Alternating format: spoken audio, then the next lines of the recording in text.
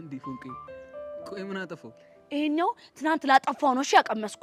ቆይ ትናንትና ደግሞ ምን አደረኩኝ? አንተ አርፈ መቀመጥ ሲገባ ጸጋን እንዴት እንደዛ ታረጋታለህ? በዛ ላይ ደግሞ ያመጣችሁትን ሰው ማንነት ታውቃላችሁ? ከዚህ ነው እንዴ ፎንቄ? አዎ ለዚህ ነው።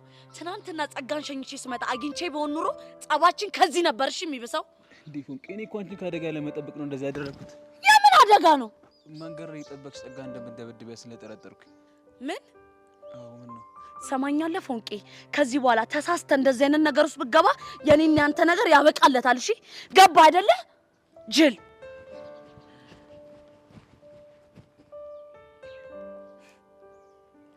አይ ፎንቄ ዛሬ ደግሞ ብሶብሻል።